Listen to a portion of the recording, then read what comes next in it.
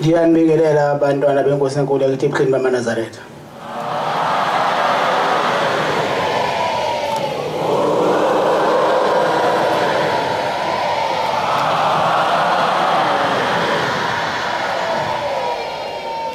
Inkonzo yesabatha lasemini siyiphathelwa umfundisi Duku wakhona ekhaya inkosi uMoses.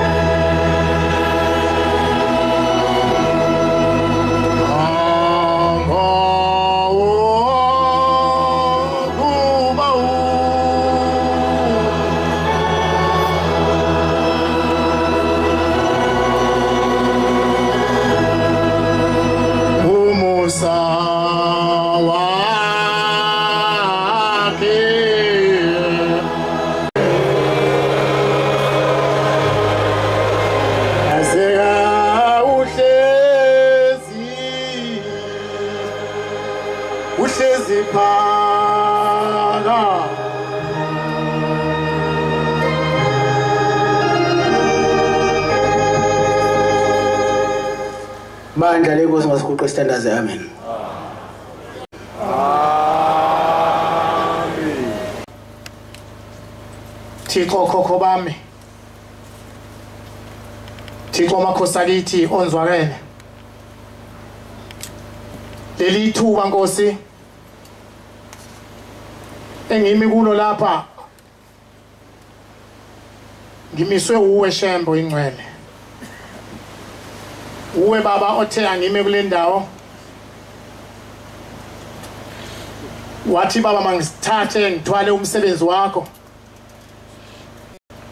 Ukhona ke Nkosi yamakhosi okulindele Nkosi ukuthi ngusho kuwe, ngoba baba umuntu uma umgcoba kuleli bandla kukhona umnika khona. Uhlale ke Shembe ufune umsebenzi wakho, ufuna ukubona ukuthi lo engamnikeza lo msebenzi usawuphethe kahle yini. Ngiyacela ke uNkulunkulu wami baba ukuba Nkosi ungithwale kulesi sikhathi ube ngakimi Shembo engcwele. Ngingumntwana Nkosi omncane kakhulu, akungifanele kuba ngime lapha, kodwa wena ngoba uNkulunkulu ubonile Shembo ukuthi ngifanele ukuma lapha ke Nkosi engimi khona, ngimi namakhosi baba, amakhosi omhlaba ngimi phambi kwawo Nkosi. Nawo ngiyacela Shembo engcwele ukuthi uma sengenza lo msebenzi wakho Shembe ngingawadumazi Shembo engcwele. No baba Nkosi abefundisi engibahloniphayo kakhulu, nabo ngiyacela Shembe ukuthi ngingawona umsebenzi wakho phambi kwabo. Na yonke ihamente ingcwele yasezulwini ngiyacela Nkosi ukuthi uma Nkosi sengigijima nomsebenzi wakho Shembe ungabi bikho baba ithi Nkosi. Ngiyacela ngiyazizulu, ngicela ngesihlabelelo ke Nkosi yamakhosi sika 115 Nkosi yamakhosi 115. Ngivukile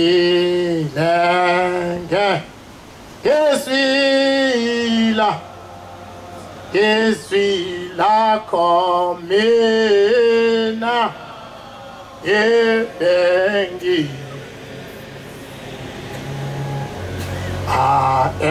bengifile ngivukile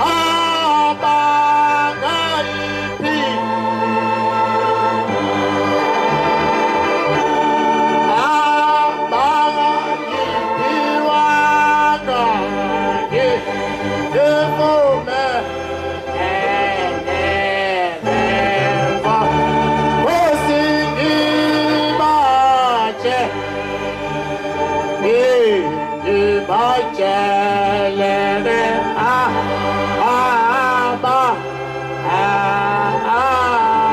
ngaipi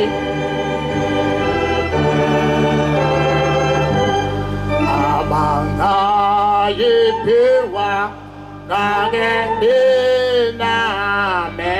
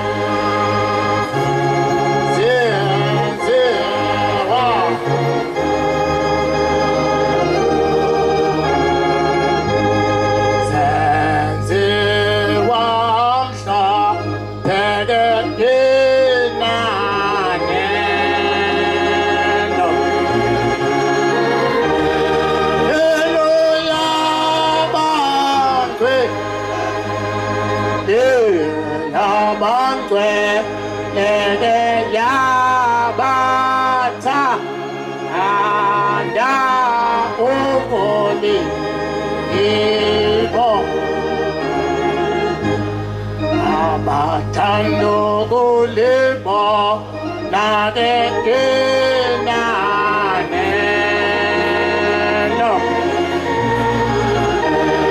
Hallelujah bangwe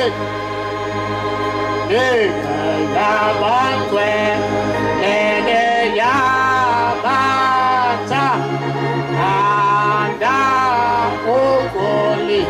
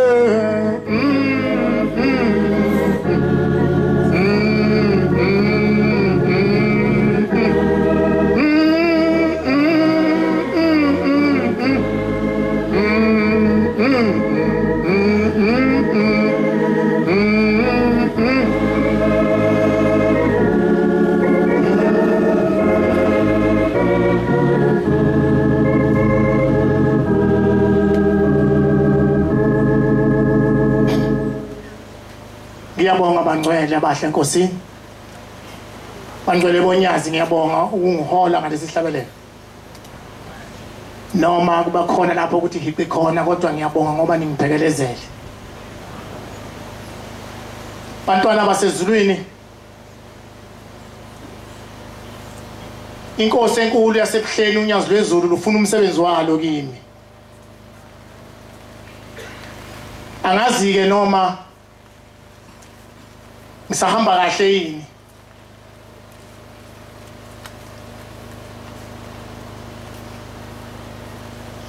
Ngoba uma uphethe umsebenzi kaShembe awufunakala uphathe nezinye izinto. Funeka uma uphethe umsebenzi kaShembe uphathe wona odwa. Ngiyacela ke inkosi yezulu nomhlaba uzungikhumbule. Ngoba sisemhlabeni nje sisezweni. Uma ke sizokhuluma indaba zikaNkuluNkulu kuyaye kufunakala ukuthi uzikhulume ngokufakaza ukukhona nokuphathekayo. Ungakhuluma indaba kaShembe ingenabo ubufakazi, kodwa kufanele uyikhulume ibe nobufakazi. Njengoba ngimi lapha nje ngifana nomuntu omeboxini. Ngoba ngingangilahli icala ngimi khona lapha. Ngiliwine futhi icala ngimi khona lapha, ayibonga uNkulunkulu. Cela kuNkulunkulu ke angenze ngikhuluma iqiniso lodwa neqiniso lonke. Ngicela incwadi kaJohane omkhulu, uJohane 3:11. Kodwa ngiyathanda insizwa zezulu. Nina mfunda iBhayibheli ngemuva. Uma unamalimi ungalifunda iBhayibheli. Abonga uNkulunkulu. Ngoba usuku ubusonakala umsebenzi kaNkulunkulu. Cela insizwa zevangeli ezijwayele iBhayibheli. Ezovele ziqongqothe njengoba injalo incwadi, ayibonga Nkosi. Incwadi kaJohane omkhulu wesithathu evesini le-11. Ngiqinisile ngithi kuwe. Ithi le ncwadi ngiqinisile ngithi kuwe. Siyakusho esikwaziyo. Siyakusho esikwaziyo. Nesikubonileyo. Sikuqinise. Sikuqinise. Kodwa anikwamukele ukuqinisa kwethu. Kodwa ngeke nikwamukele ukuqinisa kwethu. Uma nginitshelile okusemhlabeni. Uma nginitshela izinto ezenzekala lapha emhlabeni. Ningakholwa. Niyakukholwa kanjani uma nginitshela okwasezulwini na? Pho ningakholwa kanjani ngokwasezulwini ningakholwa ngesikusho lapha emhlabeni? Awuthathe yena uJohane omncane. Evesini wokuqala. Evesini lokuqala futhi. Ufuna ugijime nawe nje mfana ugcine ku7. Lokho okukhona ekuqaleni. Ithi le ncwadi lokho kwakukhona ekuqaleni. Esakuzwayo. Sakubona ngamehlo ethu. Sakubheka. Neza kuphathayo izandla zethu. Okwezi lokuphila. Ukuphila kwabonakaliswa. Sakubona. Siyaqinisa. Sinishumayeza lokhu kuphila okuphakade. Lokhu kusekushumayelakho sinishumayeza ukuphila okuphakade. Okwaboyise. Kwabonakaliswa kuthina. Kwabonakaliswa kithi. Lokho esakubona. Sakuzwa. Siyakunishumayeza khona. Ukuze nihlanganyele nathi. Kepha thina siyakuhlangana noyise nonyazi lwezulu. Siyakunilobela lezi zinto. Siyanilobela lezi zinto. Ukuze kujabula kwenu kuphelele. Nanti izwi esilizwayo ilelizwe esalizwayo ke. Sinishumayeza lona. Lokuthi elokuthi uThixo ukukhanya uThixo unyazi lwezulu lukukhanya abukho kuye ubumnyama abukho ubunyama onyazweni lwezulu nakanye nakancane nje uma sinihlanganyela naye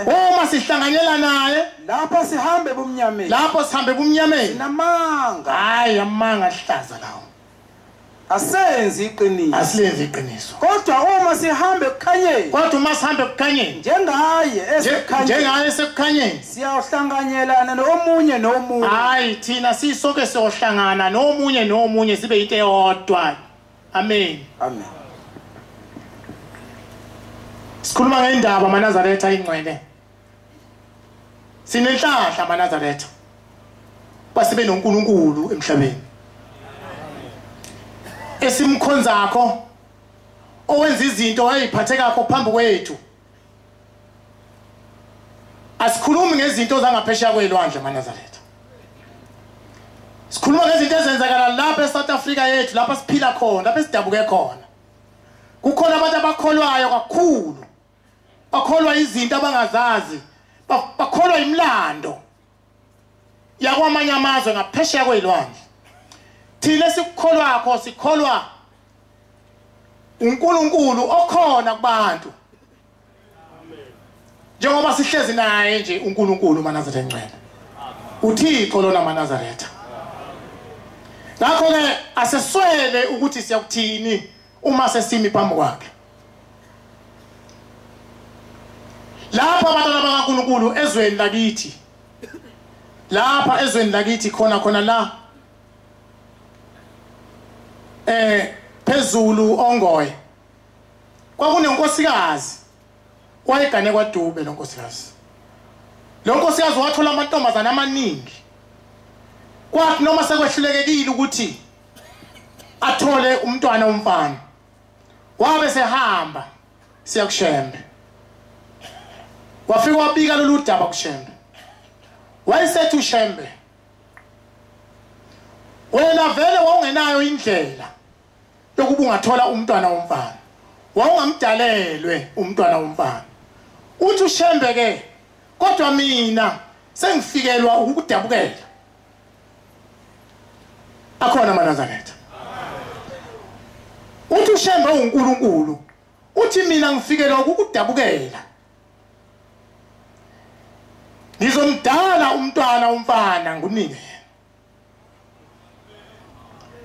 ngizomdala umntwana womfana ngimphefumulele kuye bese ngimkhulisa bese ngimnika wena uyokumzala lo mntwana womfana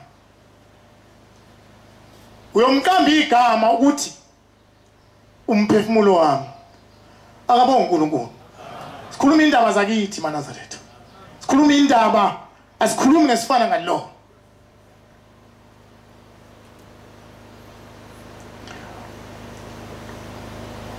uthi ke sathi makufika ke isikhathi sokuba ke amzale lo mntwana uthi ke uShembe kuyothi ke uma lo mntwana ke usumzele lo mntwana womfana angeke usamthola futhi omunye ngeke usamthola omunye kuba uye nje kwathi ke kuhamba kwesikhathi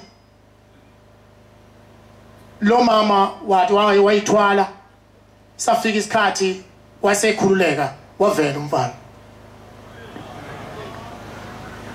uyena umuntu lowo oyisibonelo kuleli bandla lakithi owadalwa uShembe uNkulunkulu ongenza lokho bayakholwa kangaka nje abantu akaze bamhlangane noNkulunkulu nje yithi kuphela amaNazaretha esihlezi naye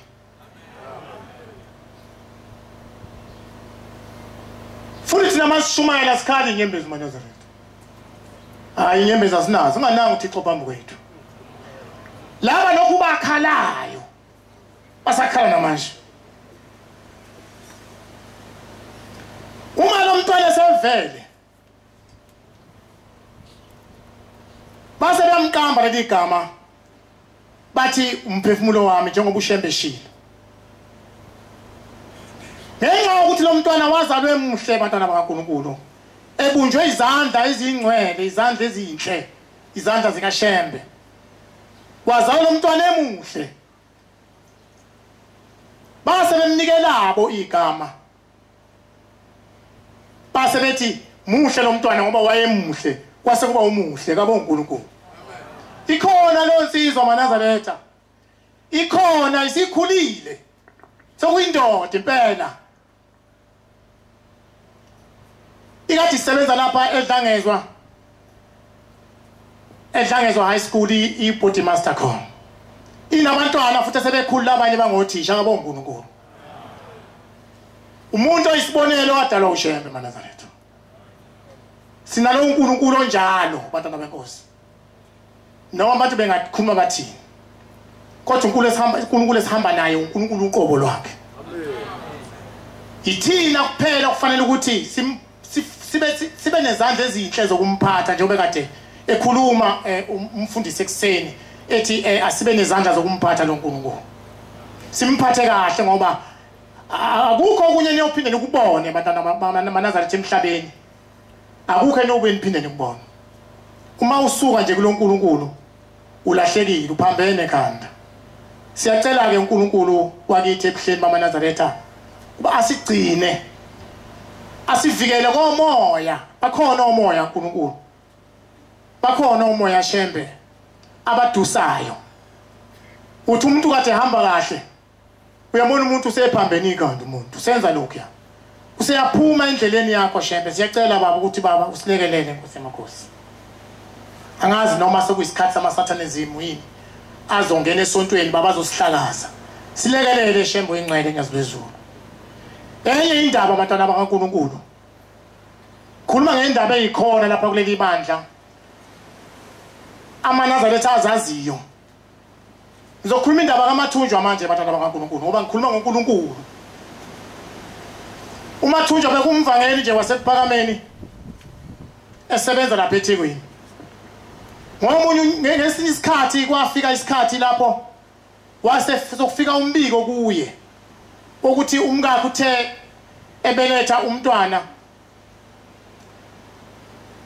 washona naye futhi washona bobabili nomntwana kwamethusa lokhu uMathunjwa kakhulu niyamazi uMathunjwa maNazaretha kwamethusa kakhulu esikhundleni sokuthi uMathunjwa aphuthume phela eyobheka umonakalo osuwenzekile ekhaya akayanga uMathunjwa ekhaya wagibela waye kuphakameni kuShembe eyobikela uShembe ukuthi nanku umgusu wenzekile kuthiwa abantwana bakaNkulunkulu wathi mayeqhamuka uMathunjwa wafika ubaba inkosi enkulu yakithi ekuphakameni wayifica ihlezi abantu beyibiki insizi zayo wathi mayeqhamuka evela kuthiwa yasukuma inkosi yamaNazaretha yasukuma yamhlangabeza yathi uthini Mathunjwa wayeselubika udaba uMathunjwa wathi mayelubika udaba uMathunjwa yayisithi inkosi yamaNazaretha yayisithumela ingane sibiza ingane ukuthi ingane ayize nephepha nepeni lafika iphepha nepeni walithatha ubaba uShembe leli iphepha nepeni kuthiwa wabeka unyawo etsheni elimhlophe eMaNazaretha wasebhala ebhalethangeni wabhala uthe esuka lapho uthe eqeda lapho waseyigoqela incwadi eseyifumbatha eseshaya imvunge yakhe engezwakala ukuthi kwakugama lini wayishaya lemvunga yakhe wayesethi Mathunjwa thatha leli phepha ungena ethempelini ufike ulinde ngizothumela umshumayeli ozofika ukubeka isandla ekhanda kuyothi mayeqeda lokho ukwenza lokho umshumayeli uyosuka lapho uhambe Mathunjwa ungakhulumi namuntu endleleni ngaphandle kwanogada kuphela aboNkulunkulu hayi kanti sikhulunywa nini indaba kaShembe ngani izo lezi wahamba wakwenza lokho uMathunjwa njengoba ishila inkosi yamaNazaretha wawungena esitimeleni wayewafika ekhaya wathi mayefika ekhaya hayi wathola ukuthi ekhaya umntwana sebemngcwabile kodwa isidumbu somkakhe sisahleze endlini ngiyashiya maNazaretha uthi ke leli iphepha uyothi uma ufika ekhaya lencwadi ifumba iphathe ngesandla kanje uthi uyothi uma ufika ekhaya uyofika uyifaka esifubeni somkakho Mathunjwa. Le ncwadi akuseyona incwadi sakumphefumulo. Abonga uNkulunkulu. Wakwenza lokhu Mathunjwa mathandana Nkosi. Wathi mayifika ke ekhaya ke ngokunjalo ke wathola ukuthi umntwana usengcwatshiwe kodwa isidumbu somkakhe sisekhona silinde yena phela umyeni wakhe. Wathi mayingena endlini uMathunjwa lapho okuhlelwe khona ulindwe khona isidumbu wathi mayingena endlini kuthiwa kwaqhamuka inyoka esihlaza amanazethe encane yadabula phakathi yangena besukuma bonke abantu ababekhona bama ngeenyawo. NoMathunjwa naye wethuka naye kanti wethumama isithinyoka yabonakala yathi mayi iqhamuka yagijima phezulu kwesidumbu yahamba lapha esifubeni somkakhe. Yahamba. Emva kwalokho yangabe isabonakala inyongo ukuthi ishoniphi. uMathunjwa mayethe esandleni incwadi kayisekho. Abongishembe.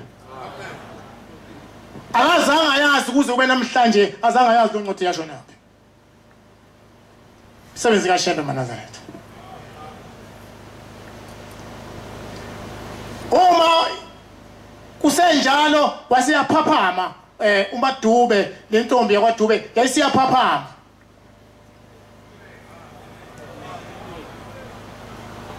Yayisikhuluma indaba. Ithi ngihambile ngihlangane noShembe. Wathi uShembe buyela enganeni zakho. Ngoba umyeni wakho uyakhala kakhulu ngawe. Wabuyela batana beNkosi wabuyela esidunjini. Waphila.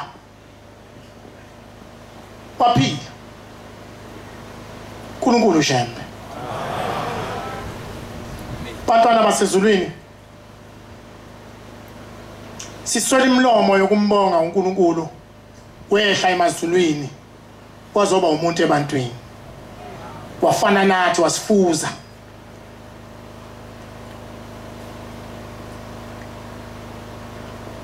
Uhluphekile ke uShembe Manazaretha kakhulu akhalela ibandla esikulo lapha. Uhluphekile kakhulu uShembe akekho umuntu owahlupheka njengoShembe. Kodwa namhlanje leli bandla njengoba selilikhulu kangaka nje Manazaretha ingenxa yokuhlupheka, ingenxa yokubekezela kwakhe uShembe usizo ayibhekene nalo.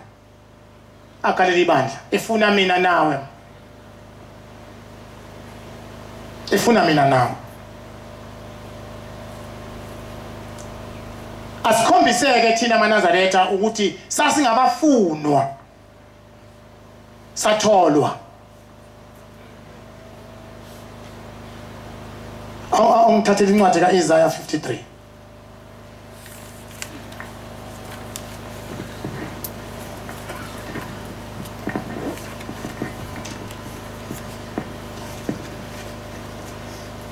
Yena nelo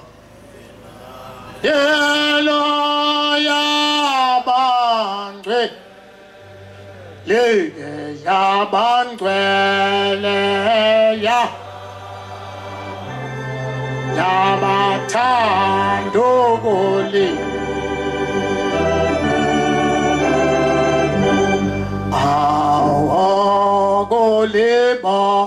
nake inamelo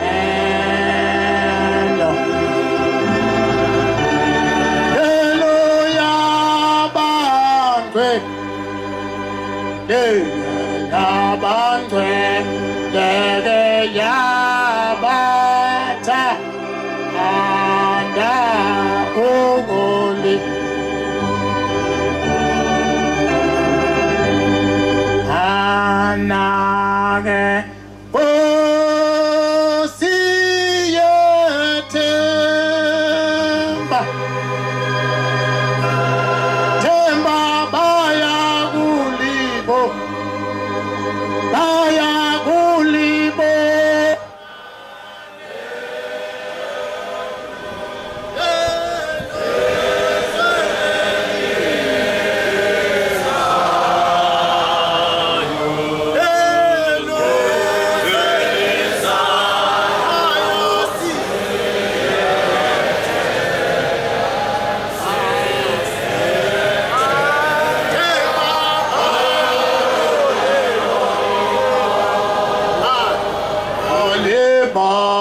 Dale elo azeli.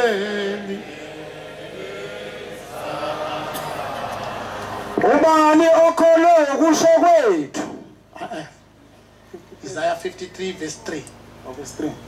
Uyayisa kathandwa abantu. Uyayiswa akathandwa ngabantu. Umuntu wezinhlupheko. Umuntu wezinhlupheko. Elijwayele uhlupho. Ulujwayele uhlupho. Sazimthukusa kuyena. Sazithukusa kuyena. Sazithukusa kuye. Wayedeliwe. Asamthanda. Impela wazithwala izinhlupheko. Kodwa wazithwala inhlupheko asamthanda. Abonkulunkulu. KweManazaretha asamthanda kodwa wazithwala izinhlupheko zethu.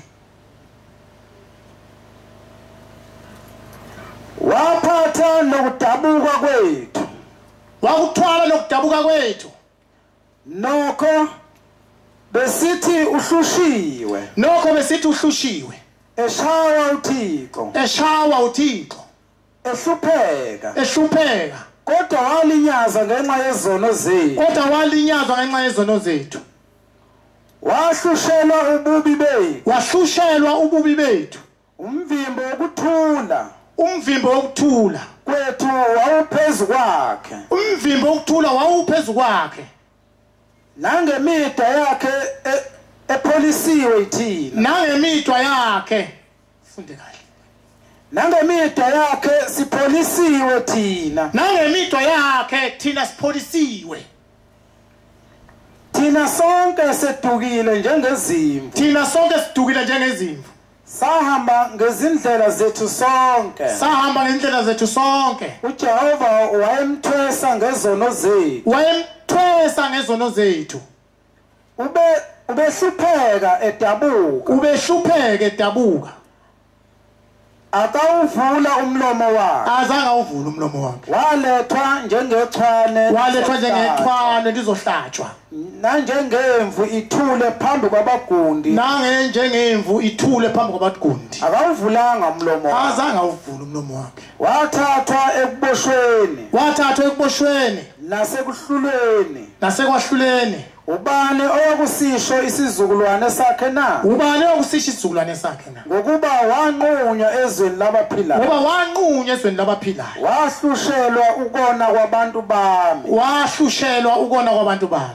Ithuna lakhe walenza kanye nababi. Wayenabacebileyo ebusweni bakhe. Ngokuba akananga ngalutho. Engekho namanga emlonyeni wakhe. Nokho uJehova wathanda kumhlupha. Amen. Inde. Sikhuluma ngoShembe Manazaretha. Sikhuluma ngoNkulunkulu esihlangene ngaye lapha. Ubhombele isitimela zamaMpondo. Niyalwazi udaba Manazaretha. Kuzokhulunywa nje. Shembe waboshwa. Wangena emajele. Konke lokho kulotshelwe leBhayibheli kukhona. Kwenzeka ayakwazi aManazaretha lokho.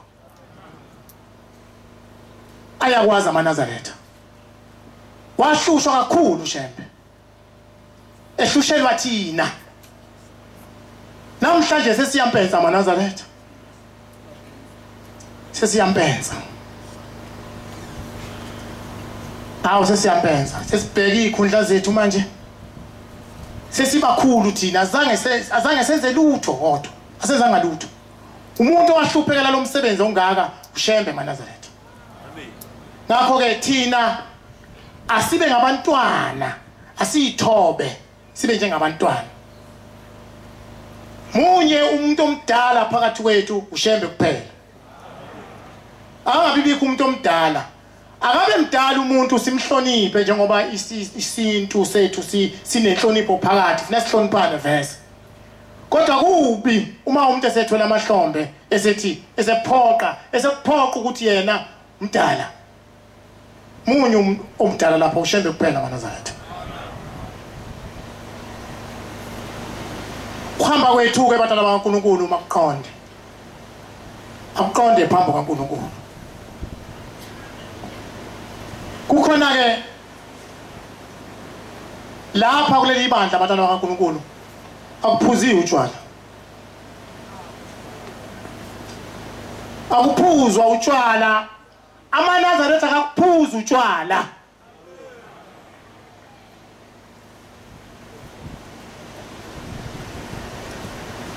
Kodwa bakhona abakuphuzayo ongesiwo AmaNazaretha. Ngoba iNazaretha ngempela loqobo lwalo alikuphuza utshwala. Kodwa la AmaNazaretha lena ayesabatha kuphela. Kukhona AmaNazaretha njengoba kukhona ubaba nje namhlanje agcwele lapha. Asiwabona nje emathempelini awekho. Aphuza utshwala. Bayibiza ngamaNazaretha akusiwo. Bayalijivaza igama likaShembe. Ngoba abantu abababonayo ngaleli izinto abazenzayo ngalena sebengenela ngababona baqoqa ingubo emhlophe ngelinye ilanga bayabona bayigqokile nje namhlanje. Bayasihlupa. Bajivaza into enhle kangaka yasezulwini. Abantu emhlabeni bazothi AmaNazaretha aphuza utshwala. Hayi thina sophuza utshwala. Utshwala kuyingozi enkulu, ngiyabaxwayisa nje. Ngiyabaxwayisa nje. Kuyingozi enkulu utshwala kumuntu. Kunizizwe kuphethe izinto ezintathu. Uphethe ukufa. Kuphethe ububha. Kuphethe uphuphu. Izinto eziwu-3 eziphethe utshwala. Uma ukuphuza nje utshwala lezi zinto zontathu zizofika kuwe. Ngeke ilibale ufika kuwe uzoyibona. Mazashana Plato 23 verse 20. Lezi zinto uzoyibona sizofika kuwe. Qonda ube yiNazaretha, usonte, ube ngaphansi kwaMshumayeli, ube ngaphansi kwaMkhokheli, ube ngaphansi kwaMvangeli, ube ngaphansi kwaMfundisi. Bakwazi laba bantu. Bakwazi.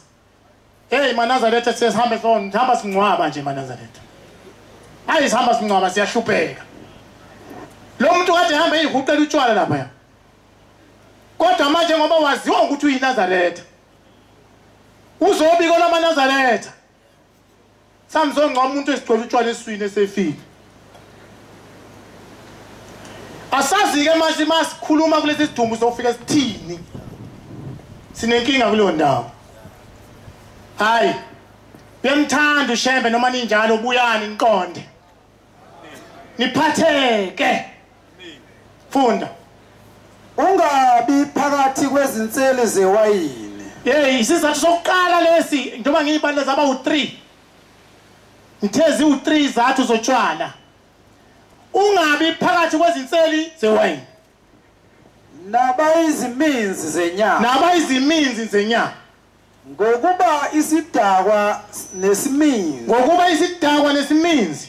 Bayakufikelwa ubumpofu. Bayakufikelwa ubumpofu. Ukozela. Kuyakwambathiswa ngamanikiniki. Bayakwambathiswa amanikiniki. Amen. Bambe. Ngithezi intathu izinto. Zintathu izinto ezilindeleke kumuntu ophuza utshwala, musu ukuphuza utshwala. Hey qonda. Yiba ngaphansi kwaMshumayeli, musu uhamba ukugegela yonke indawo lena. Uyaqamba usufile, sofuna kuMshumayeli ahamba eyohlala ekhaya kwakho, angalali. Sukubonke emlindelweni, ezohlala into engekho.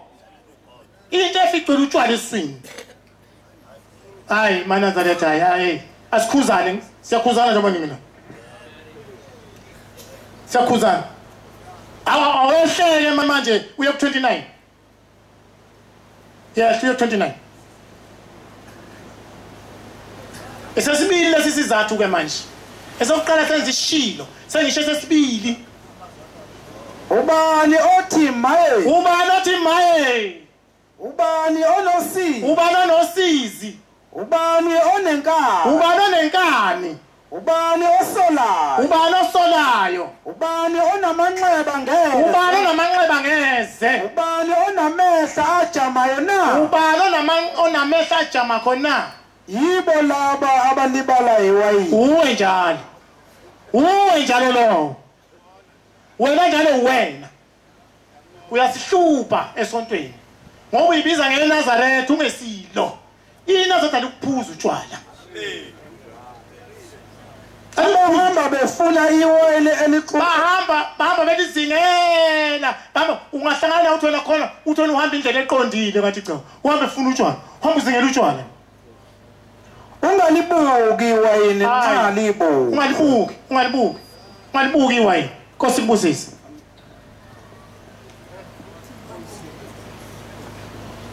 khuluma ngezinto mana ezisihlupha esontweni umuntu afika sonke abhajadiswe thenga ithikithi thenga umNazaretha sonke kodwa emva ungabe uphinde umbone esontweni useshaya isitembu nje uzolanda nje isitembu sokuthi yena uyiNazaretha mhla inenkinga kuzoya wena khona weManazaretha mina ngisewumshumayeli bashumayeli ngisewumshumayeli nganginebhuku elibhalwe lonke ibandla enginalo lapha eTempelini kusukela komama kuze ehlathini kuze kobaba kuza entabeni yepheza nginebhuku ngelinye ilanga kanti kuyangisiza lo ngelinye ilanga mbona kufika abantu ntambama nje bazobika umfana ushonile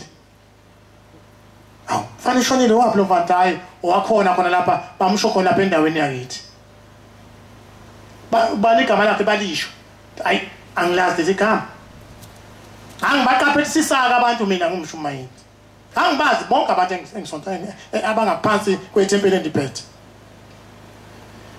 hayi bathi mabeqinisa impela baqinisa impela bafakaza ukuthi impela ubeka nasesibusisweni ngathi nalalelana angikhulumi ngosimuka nandwendwe ningabi ngosimuka nandwendwe xetsuthi ungahamba usonte lapha uzophikeka ekugcineni awuzuba namphathi awuzuba namshumayeli awuzuba namkhokheli uzoba indinga sithebeni athi nalalelani la angikhuluma indaba yosimuka nandwendwe asengena endlini athi donsa ibhuku lami athi ngithe ubani igama lakhe athi usibani manje ngathi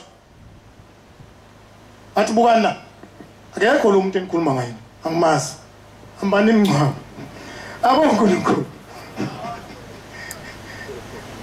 yamxwayisa-ke kwatala bakaNkulunkulu esesithathu isizathu sokugcina-ke manje 2020 amazwi ahlaniphile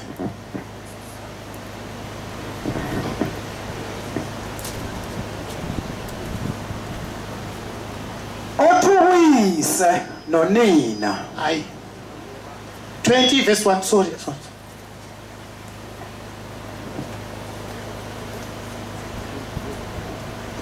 mazwi ahlaniphile 20 verse 1 mazwi ahlaniphile 20 verse 1 iwayini liyisedeleli iwayini liyisedeleli okuphuzwa okunamandla kuveza umsindo ukuphuzwa kunamandla kuveza umsindo lapho kuphuzwa khona kuyaxokozelwa odukiswayo yilo akahlakaniphile uzwile ke odukiswa iwayini akahlakaniphile nje hlobo akukho nje ukuhlakanipha okwesithathu lokho ukwesabeka kwenkosi amen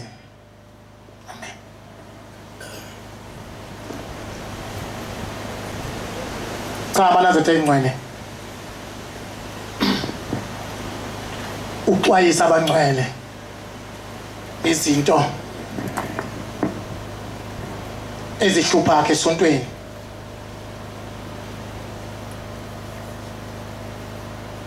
awumfunela uAmos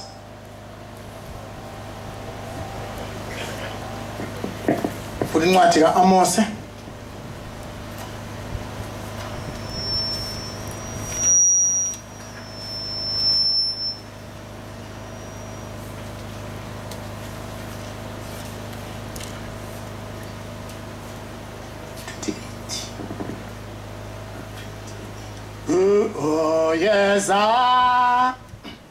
oh yes oh yes oh mhlaba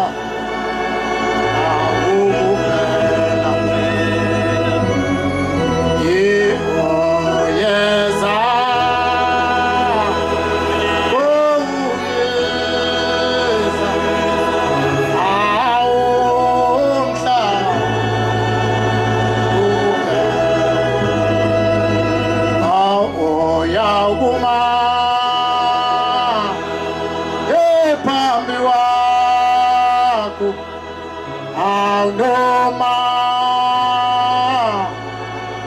ungathandi oya ukuma phambi kwakho awunoma ungathandi amaqhumo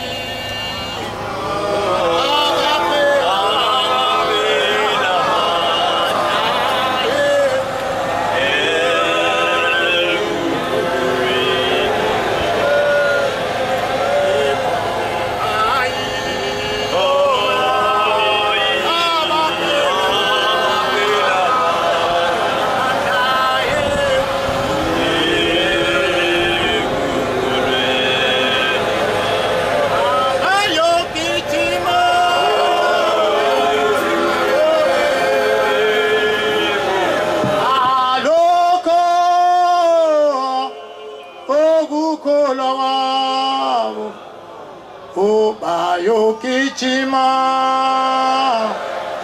yebe ufuna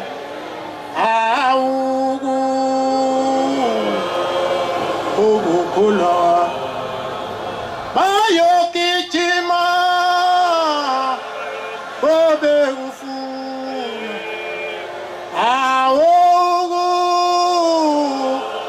ukukula wabo bayogijima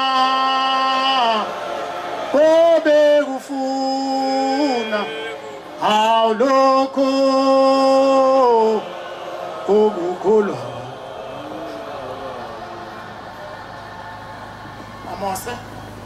Amose 8:11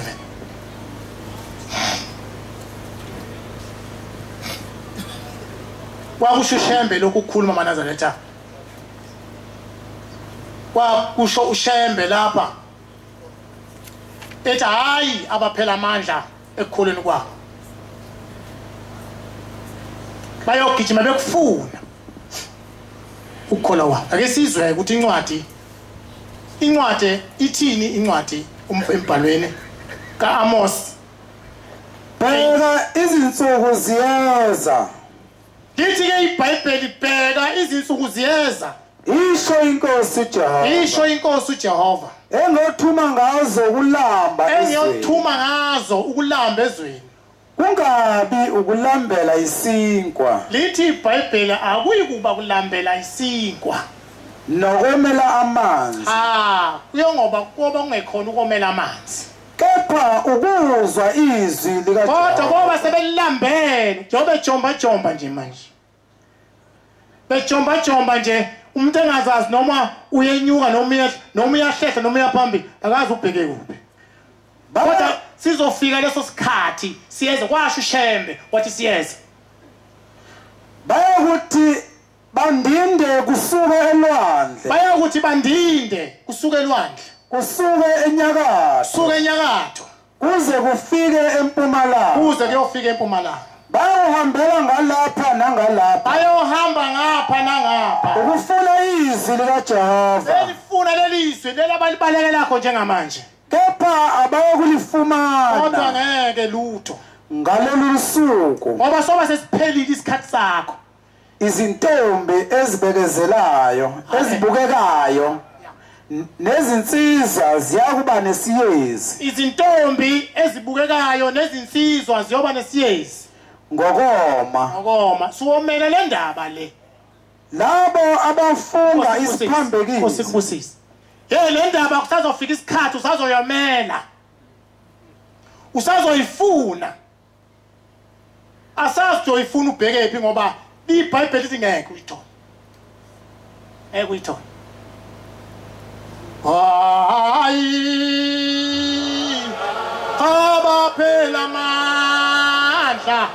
amandla ekukholweni kwabo hayi abaphela amandla hayi ekukholweni abogijima bekufu awo okukholwa bayogijima obekufuna alokho okukholwa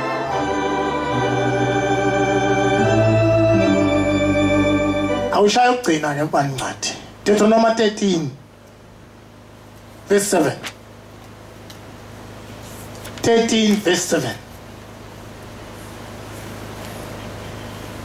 uNkulunkulu uthi mangehlele ngezansi manje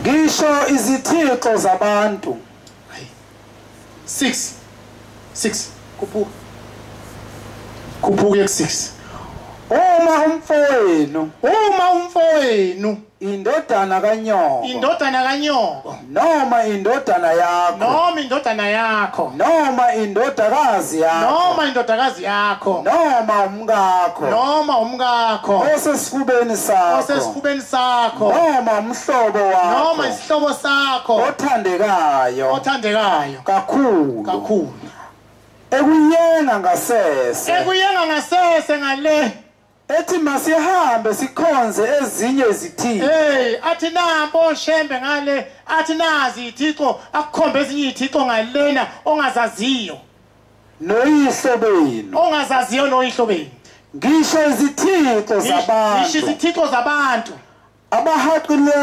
abakuhaqile eduze nawe noma kude nawe usuke ekuqaleni kwezwe kuze kufike ekugcineni kwezwe ungamvumeli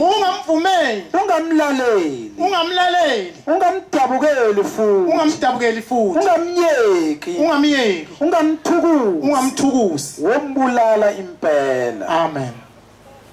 Ngiyabonga abatala bakaNkulunkulu. Ngiyabonga manaza ingcwele uNkulunkulu lokho asengiphe khona. Ngiyabonga Baba Nkosi yamakhosi.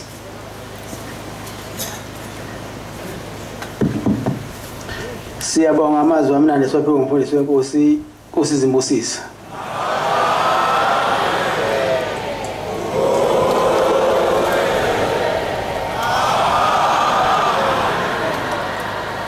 Sizovala inkonzo yesabatha lasemini ngesihlabelelo samashumi 34 ukholo umshumayeli umkhizi wasebusanani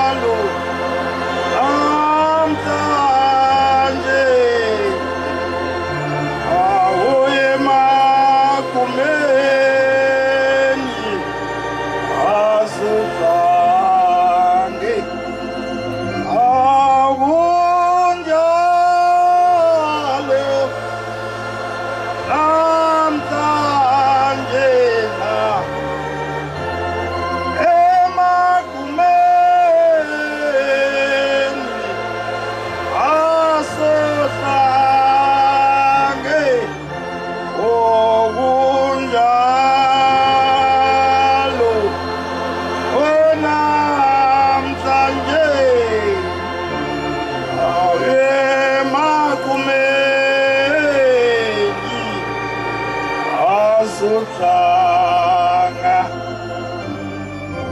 unawege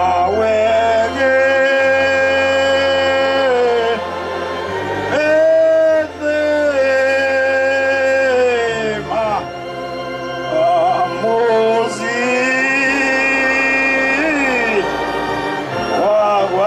wawajuda unawege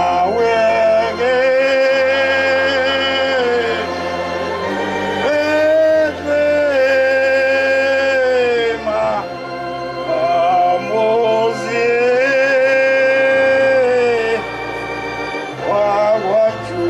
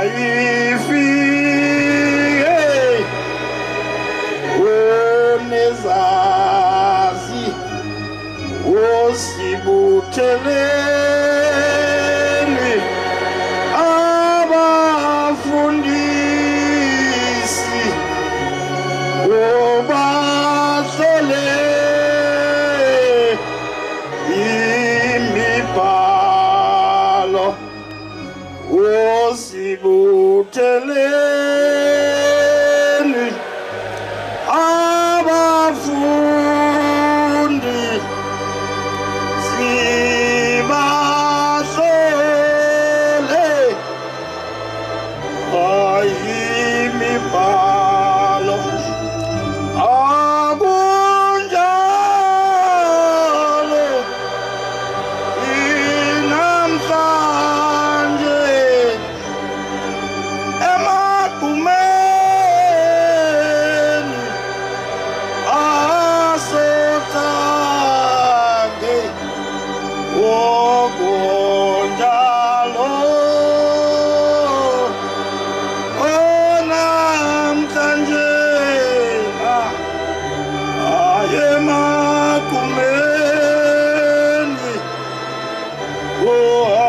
wasodlange wobafike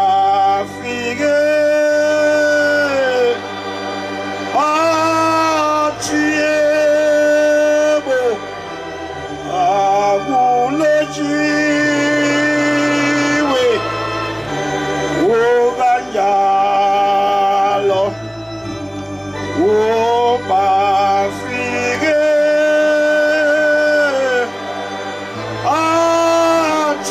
achiyebo akulotshiwe wokanjalo wonawe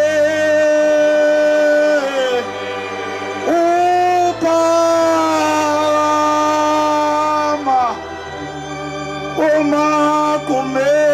umakumeni asodlange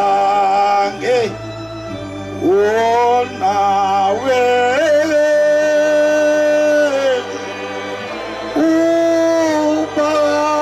uphakama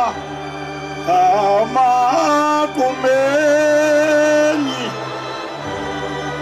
wasodlange akunjalo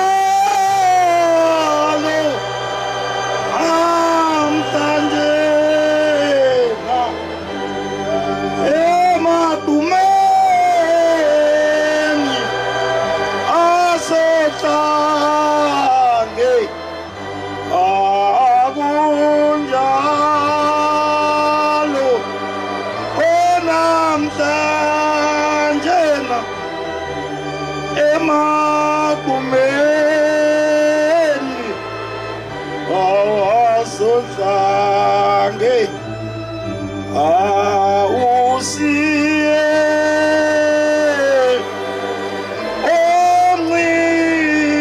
omncinyana unababusi abakwaJuda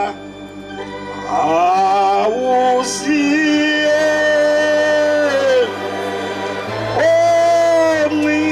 omncinyana akunababusi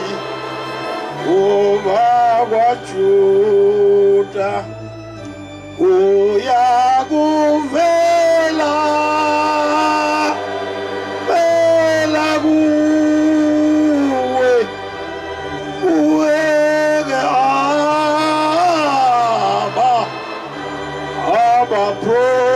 abaprofiti okuyakuvela vela kuwe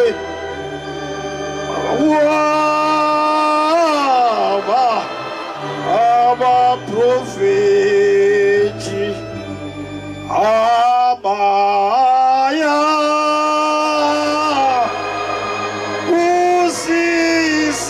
usisindisa umuzi owasodlange abaya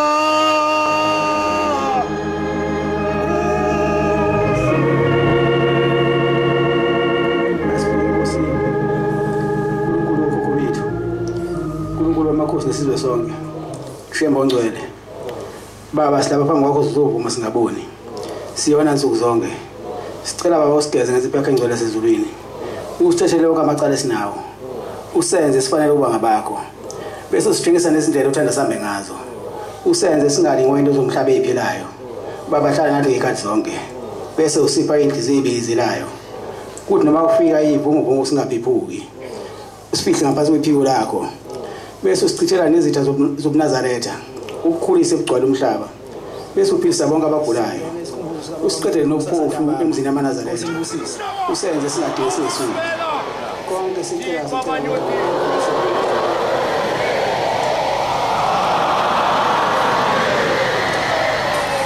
Nkosi nibusise